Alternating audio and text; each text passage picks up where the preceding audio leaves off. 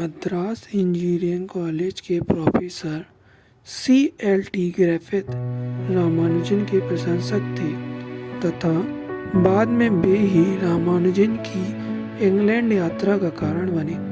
उन्होंने university college London में गणित के प्रोफेसर M.J.M.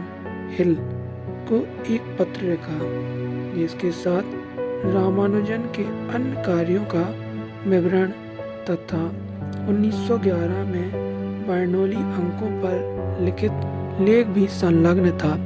हिल उत्साही व्यक्ति तथा किंतु रामानुजन के कार्य से वह उतना प्रभावित नहीं हुआ।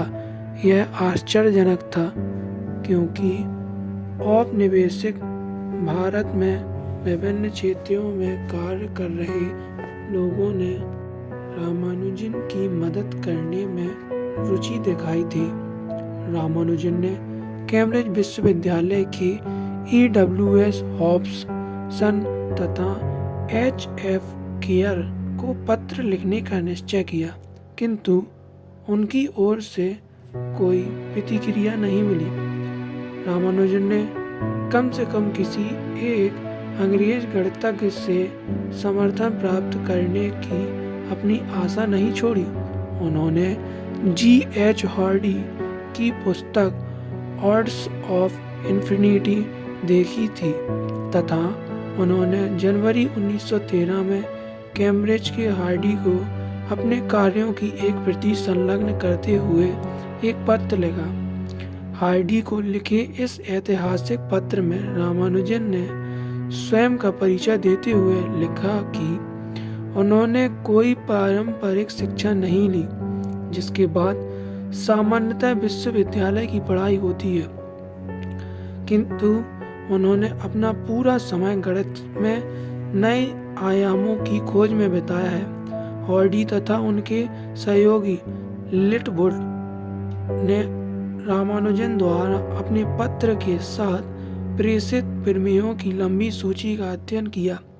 फरवरी 1913 के आरंभ में हार्डी ने रामानुजन को यह उल्लेख करते हुए लिखा कि वे रामानुजन के प्रमेयों से प्रभावित हैं, परंतु वे उनके साक्ष्य देखना चाहते हैं जिससे वे उनके कार्यों का मूल्यांकन कर सकें।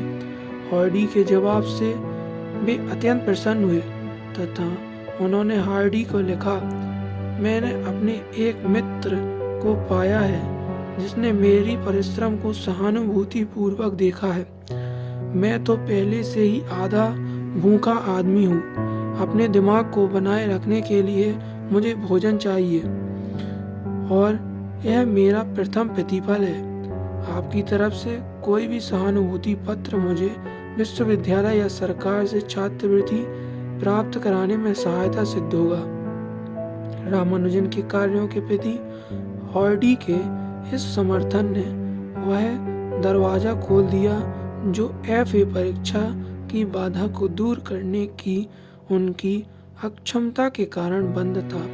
मद्रास विश्वविद्यालय के सिंडिकेट के नियमों में असाधारण परिवर्तन कर उन्होंने प्रति माह 75 रुपए की अनुसंधान छात्रवृत्ति दे दी।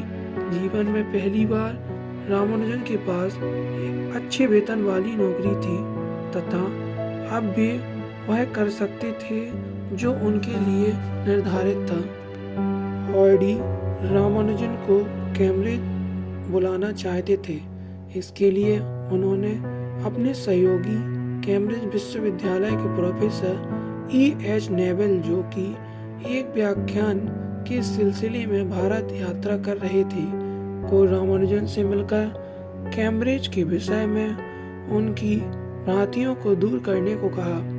प्रोफेसर नेवेल रामानुजन की गणितीय विद्वत्ता से प्रभावित थे तथा वे रामानुजन को कैम्ब्रिज विश्वविद्यालय में अनुदान दिलाने में अपनी वाली नौकरशाही संबंधी बाधाओं को दूर करने हेतु प्रतिबद्ध थे।